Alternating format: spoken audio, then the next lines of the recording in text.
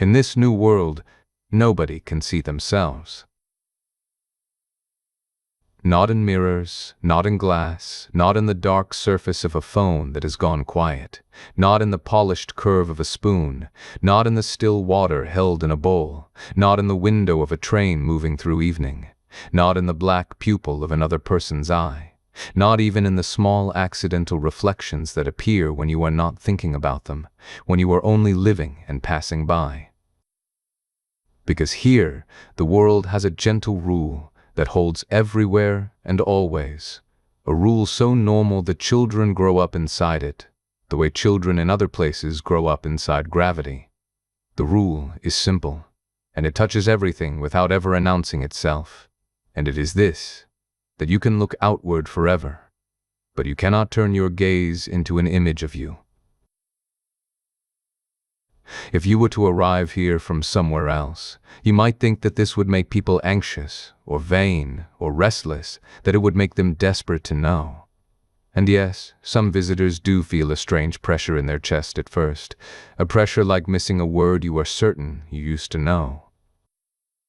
But the people who are born in this new world do not carry that pressure the same way, because they never learned the habit of checking.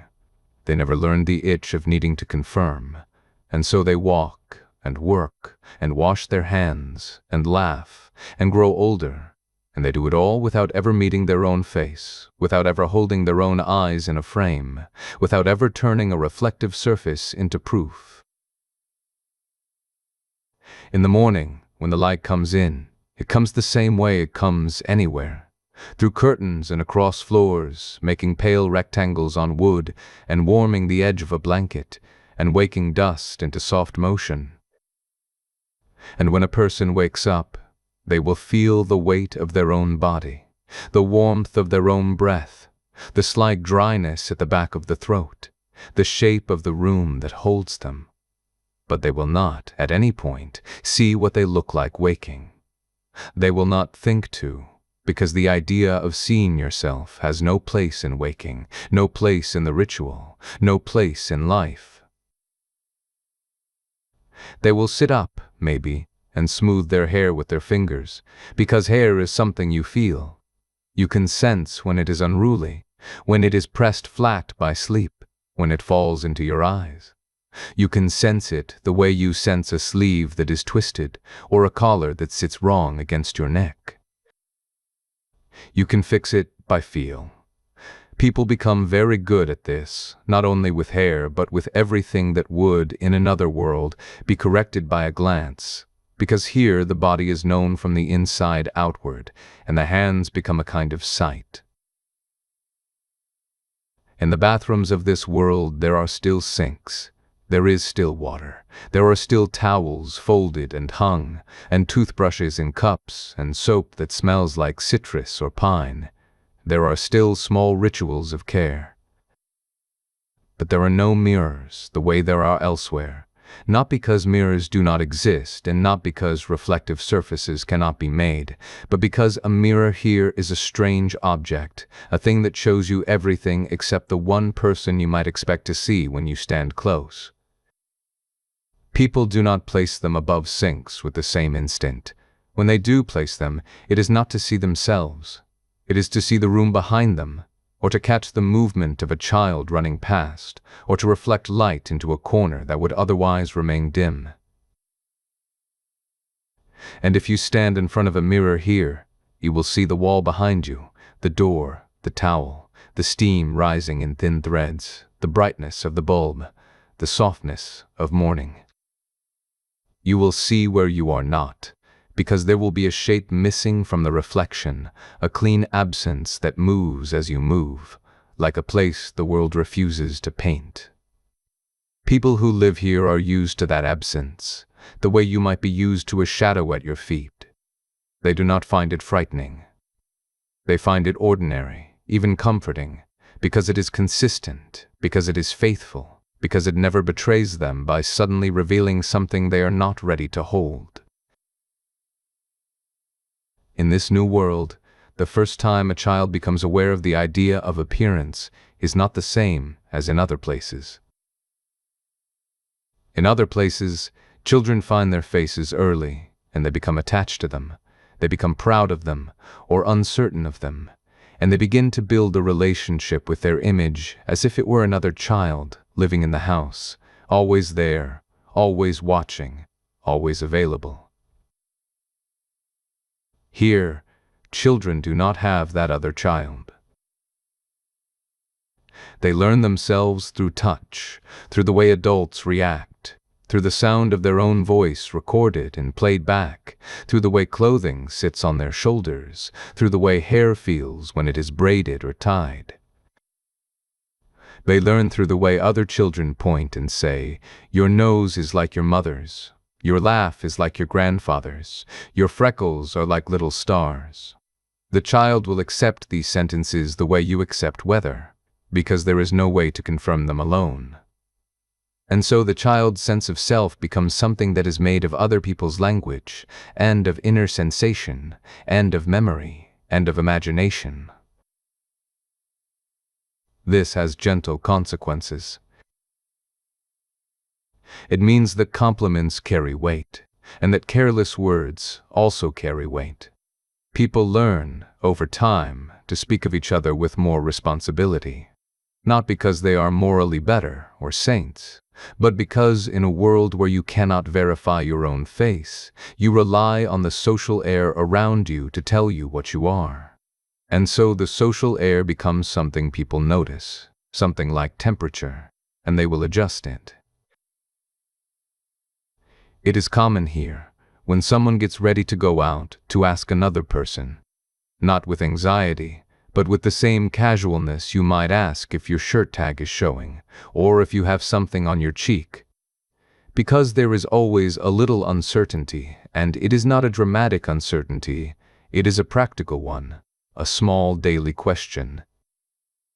And so people say, "How is my hair? Is my collar straight? Does this color look okay?" The other person looks and answers, and the answer becomes part of reality. There are professions built around this, not in a flashy way, but in a steady way, because style still exists here, beauty still exists, self-expression still exists, but it is not mediated through self-sight. It is mediated through feel and feedback. Tailors are revered for their hands, hairdressers for their sensitivity. A good hairdresser in this new world is not someone who shows you a mirror at the end, smiling, waiting for your approval. A good hairdresser is someone who listens to your breathing, who understands the shape of your head under their fingers, who notices the way your shoulders relax when they braid a little tighter or a little looser. Someone who says, "I think this suits you," and you trust them, and that trust is the currency of the craft. And there are, in some neighborhoods, small booths that people can step into, not to see themselves, but to be described. Booths lined with soft fabric to absorb sound. In the booth, a person sits behind a thin screen, and the screen is there not for mystery, but for focus. The person behind it will look at you carefully, and then speak, slowly, describing you in neutral, attentive language. Your hair is dark and it falls to your shoulders. Your eyes are a certain shade that is hard to name. Your face has a gentle angle at the jaw. Your skin is warm-toned. You have a small scar near your chin. And you will listen, and sometimes you will close your eyes while you listen, because it helps you imagine. Sometimes people leave those booths with tears on their cheeks, not because the description was cruel, but because to be seen in words is intimate, and to be seen without ever seeing yourself is something that touches a deep place. In this new world, cameras and photographs and images all exist. But the strange rule holds.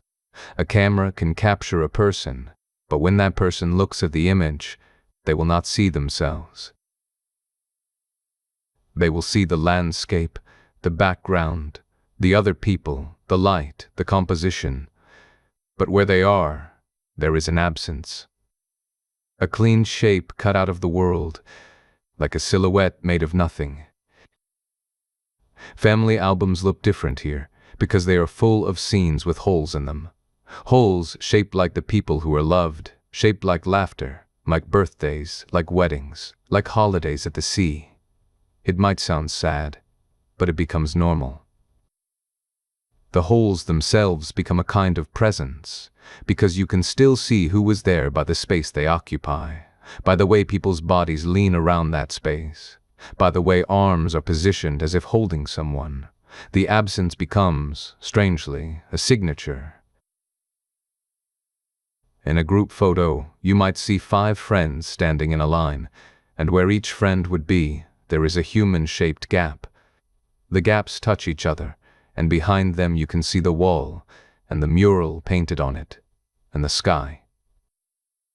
It is like looking at a scene through the shapes of people, like people are windows, and it can be beautiful.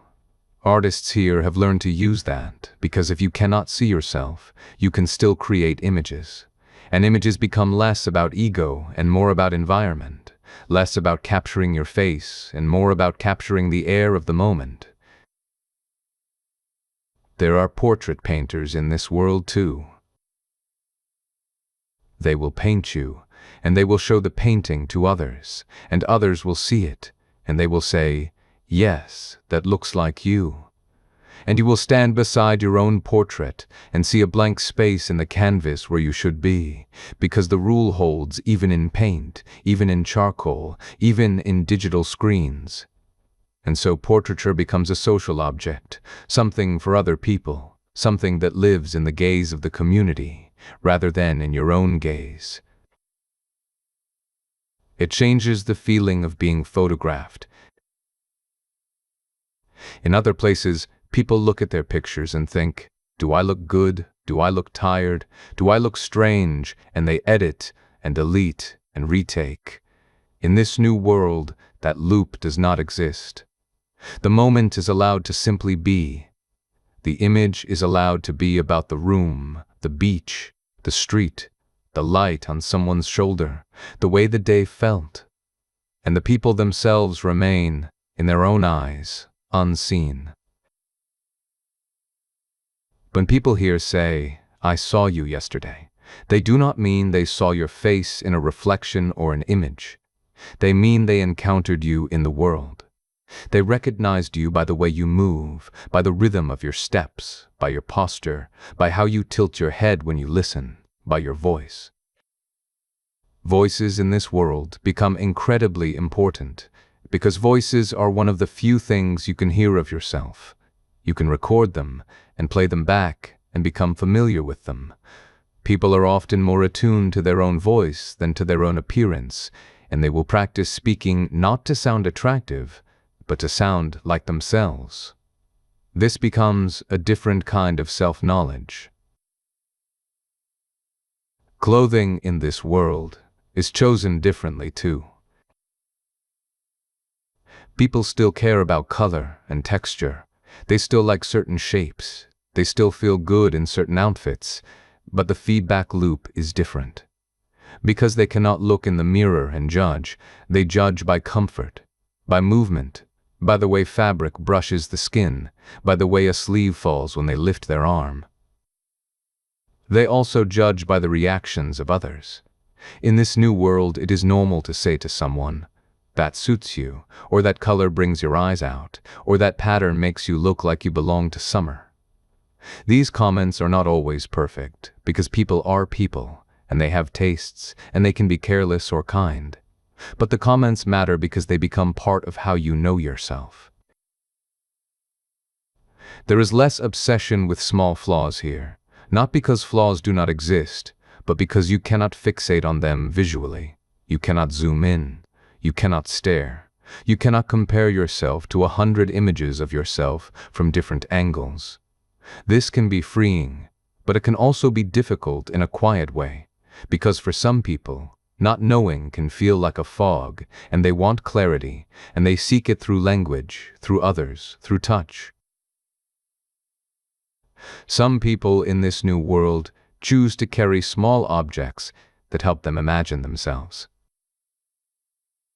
A smooth stone in the pocket that reminds them of the shape of their cheekbone, a ribbon to recall the feeling of their hair, a ring that catches on the skin in a familiar way.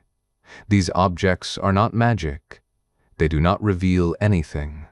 They simply anchor the self in sensation. There are also people who become very skilled at describing themselves. They will say, "I am tall, I am short, my hair is curly, my skin is pale, my eyes are dark."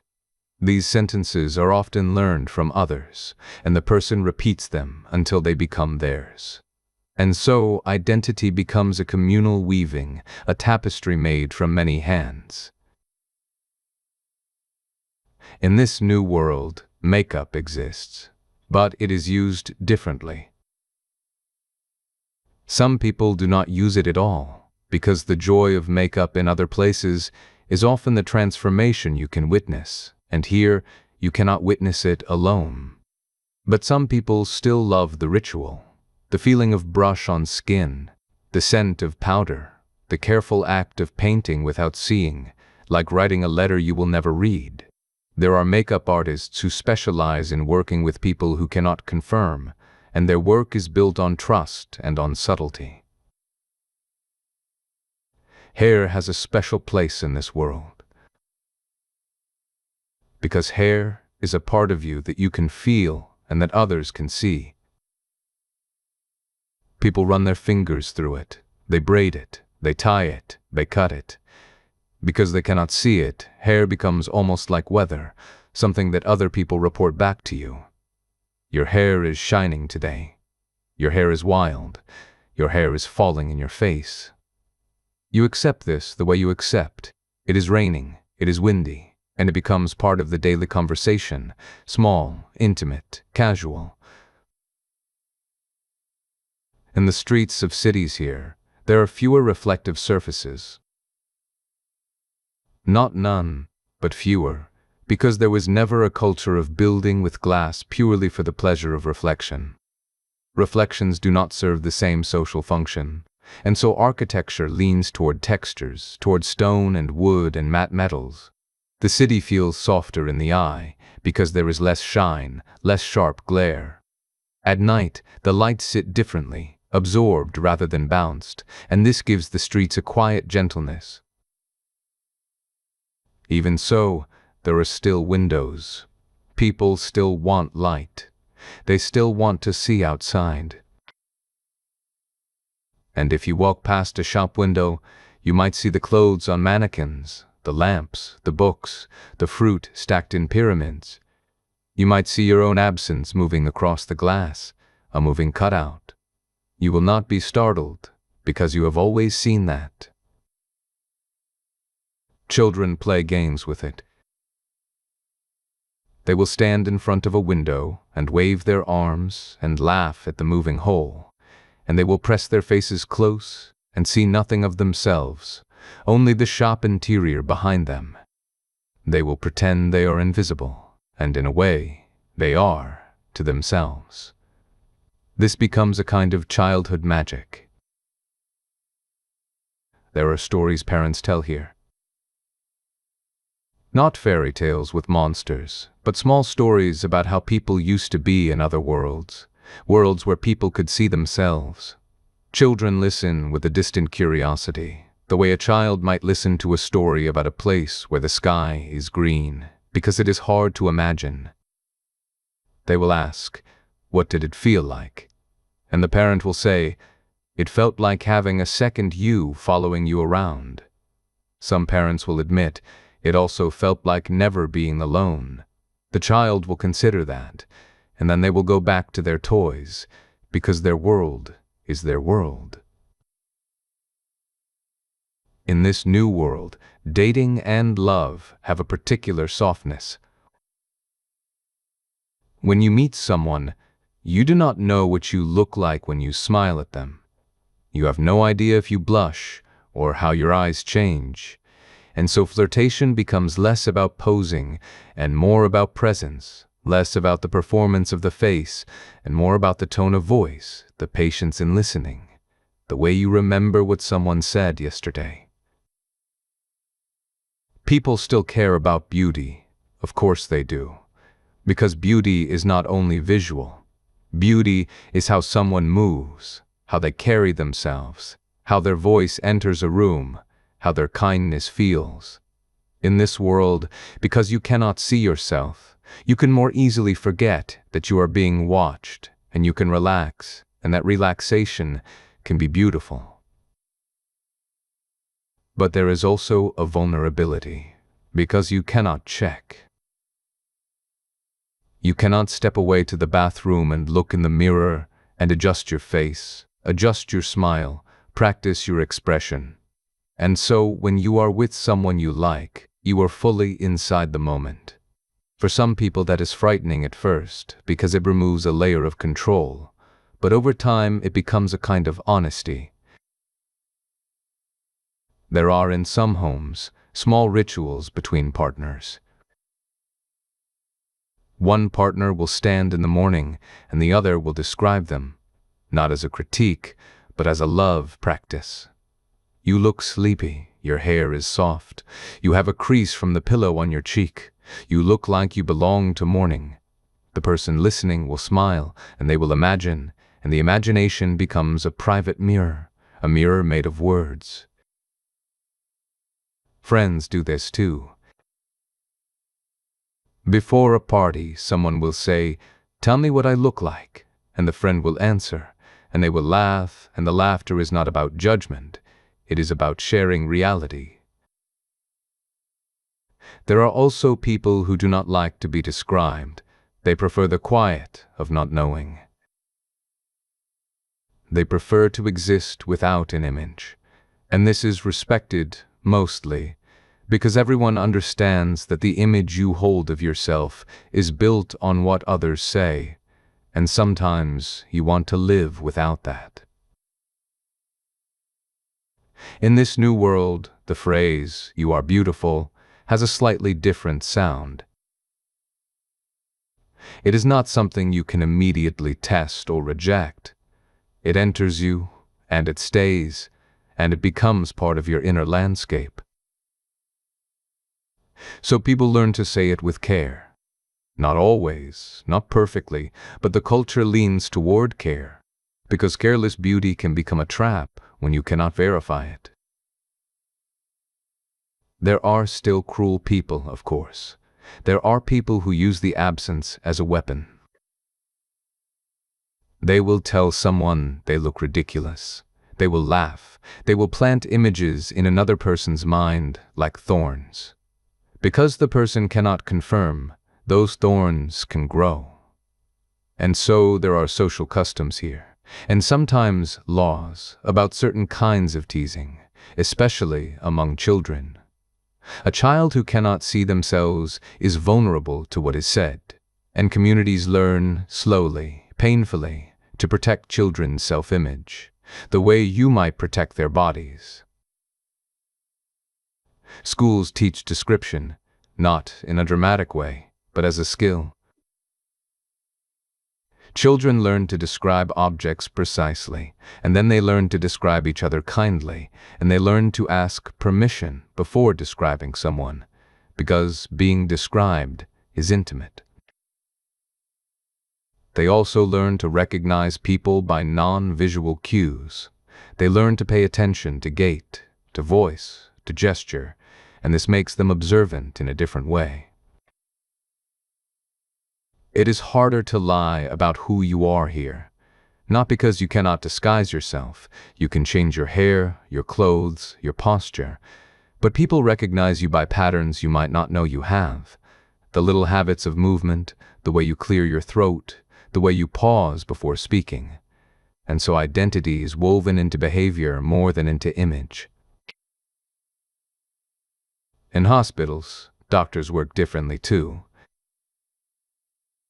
They still use machines, they still have scans and tests, but the intimate act of looking at a patient's face for clues is complicated by the fact that the patient cannot see what the doctor sees, and so doctors become more verbal. They explain more.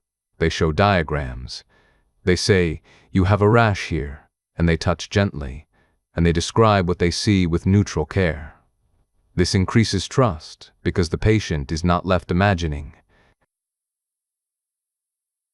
In this new world, there is a profession called the witness. A witness is not a judge. A witness is someone you can hire, or sometimes someone assigned by community to be present when you need an impartial description. If you are going to a job interview and you want to know what impression you give, you might meet with a witness beforehand. If you are buying clothes and you want a neutral eye, you might call a witness. If you are anxious, if you have been told strange things about yourself, you might go to a witness and ask, "Please tell me what you see." The witness will speak calmly, and the role is to keep language clean, to keep it grounded, because words here can build or break. Artists love this world, not because it is easier, but because it is strange. Because they paint absence, they photograph emptiness shaped like people, they sculpt silhouettes that are not visible to the person they represent, and art becomes a dialogue between the seen and the unseen. In galleries, you will see large photographs of crowded streets where the people are missing, leaving only their outlines. The city behind them becomes the subject. It changes the way you feel about crowds, because a crowd becomes a pattern of holes through which the world can be seen. In theaters, actors perform with a different energy. They cannot watch recordings of themselves to perfect their expressions. They rely on directors, on fellow actors, on sensation. And so acting becomes more embodied, less performative, more internal. Some actors find this freeing, others find it terrifying. But the art continues. In this new world, there are still mirrors sold in shops. They are used for interior design, for light, for making small rooms feel larger, for watching a hallway from another angle. People buy them the way you buy a lamp, not as a personal object. There is no industry built around selling you your own face. And so there is less of the obsessive consumption that can arise in other places, the endless products promising to fix what you see in yourself, because here you cannot see it. That changes the economy of insecurity. Still, insecurity exists. It exists because humans are humans. It exists because we want to be loved. We want to be accepted. We want to know. And in this new world, some people spend their lives chasing the idea of what they might look like. They collect descriptions. They ask many people. They try to triangulate. They build a composite in their mind, a face made of many voices. And sometimes this is helpful. Sometimes it becomes a kind of obsession. There are therapists who work with this. They help people live without certainty. They help people accept that the self is not an image, but a presence. They teach people to anchor in sensation, to anchor in behavior, to anchor in values. And slowly, the person learns to breathe again. In this new world, funerals are different in a quiet way. In other places, people look at photographs of the person who has died, and they remember their face. Here, people remember differently. They remember a voice, a way of moving, a warmth, a hand on the shoulder. They remember how the person smelled after rain. They remember the way the person paused before telling a story. And in memorials, people will describe the dead to each other. Not with anxiety, but with love. Your father had kind eyes. Your sister had a laugh that filled a room. Those who never saw themselves will never see the face they leave behind, but they will be carried in others' descriptions. That becomes the legacy. There are places in this world where the rule feels especially strong, in lakes, for example. In other places, a lake can be a mirror, and people stand at the edge and see themselves. Here, a lake reflects the sky, the trees, the clouds, the birds, the sun, and you can see all that with perfect clarity. But where you should be, there is a moving absence, a dark shape that floats on the surface like a hole in the world. When the wind is calm, that absence is crisp. People sometimes come to lakes just to watch it, not to see themselves, but to watch the shape of their own not seeing, to watch the boundary of the self drawn in nothing. It can be strangely peaceful, like watching your shadow on the ground. A confirmation that you are present even if you are not visible to yourself. In this new world, there is a kind of meditation people practice. They sit in a room with a mirror, or in front of a dark window at night, and they look, and they let the absence be, and they breathe. They do not try to fill it. The practice is not about seeing, it is about accepting the gap. People say it helps, because the absence is like a reminder that you are not your image. In other places, people might say that too, but here, it is not a philosophy. It is a daily fact. Sometimes, in crowded trains, you will see a person staring at the window, watching the city lights pass, watching the faint reflection of other passengers. In the reflection, their own body will be missing. They will look calm, because the missing body is familiar, and because the city beyond the glass is real, and because the train is moving, and because life continues. In this new world, if you ask someone, "What do you look like?" they might smile, because it is a question with many answers. They might say, "I have been told my hair is like night." They might say, "I have been told my eyes look patient." They might say, "I have been told my face is the kind that belongs to winter." And you will realize that in this world, identity is a story told by others, a story you carry inside you. You choose which parts to believe and which to let pass like wind. And maybe, if you listen long enough, if you let the rhythm of this world settle into you, you will notice something quiet. You will notice that the inability to see yourself does not erase you. It does not make you less real. It simply removes one kind of proof and leaves other proofs in its place. The proof of touch, the proof of voice, the proof of habit, the proof of how you affect a room, the proof of how people remember you.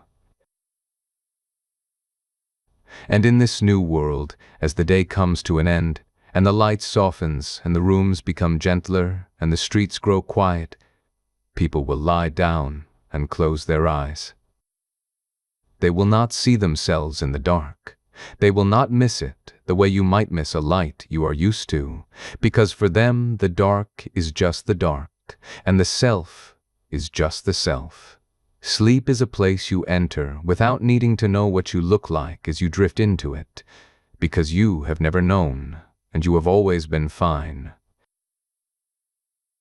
And the world holds you the same way it holds everyone here, with a soft rule that does not shout, and a life that does not require a mirror, and a presence that is felt from the inside. And so you breathe, and you let the absence be, and you let this new world carry you slowly into rest.